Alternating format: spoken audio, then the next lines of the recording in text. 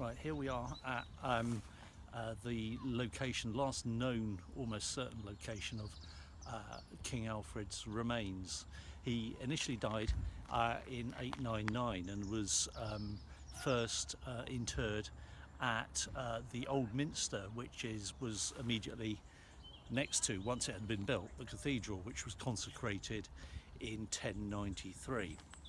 However, when he was interred in the Old Minster, he had planned during his own lifetime to be interred in what was called the New Minster, which was subsequently built under his son, King Edward the Elder. So when King Edward the Elder built the New Minster, Alfred was interred there, and along with his wife, who died in 902, and but of course, after the Saxon times, we had the Norman invasion, and by the time of Henry I in 1109, he basically had the cathedral constructed, the cathedral that we see today, and effectively it seemed that the old and new Minster were incongruous with his plans, so he had the New Minster moved to here actually. So this was the site of the New Minster, transferred here in 1109/1110, and records suggest that King Alfred's remains and his wife and Edward the Elder's remains were transferred here at the same time, because it says that relics were transferred, and we can assume as far as possible that the royal bones constituted relics. Now what you see in front of us, over my left shoulder, are three slabs.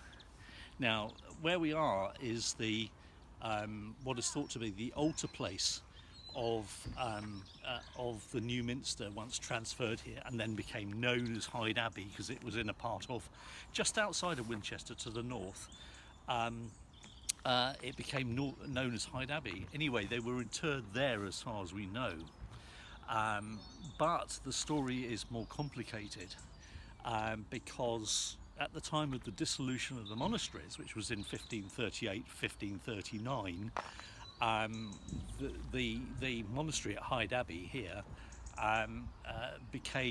was dissolved, and we don't know at that stage what happened to Alfred's remains. There's no record that he went anywhere else, his remains went anywhere else, but we do know that after the dissolution of the monasteries, the place fell into decline.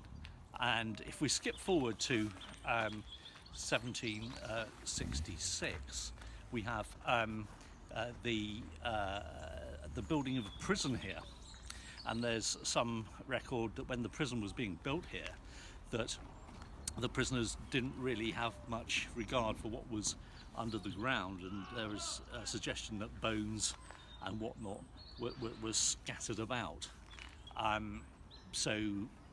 Then we don't know what happened after that, but the prison was built, and if we skip forward again to 1866, somebody came across a map.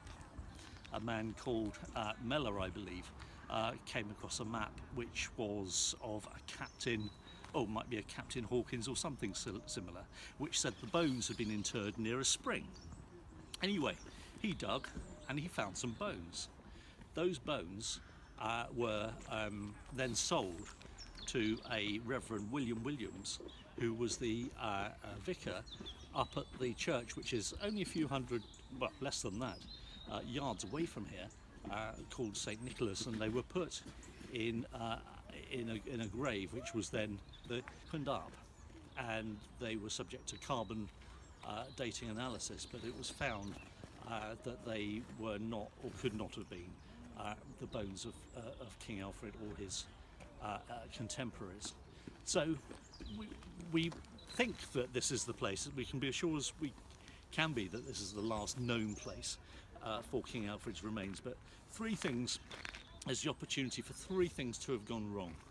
Firstly, when he was transferred here, from the New Minster near the cathedral, about a mile away from here. It is possible that he didn't get transferred here. Maybe his remains became amongst those that were interred or kept at Winchester Cathedral.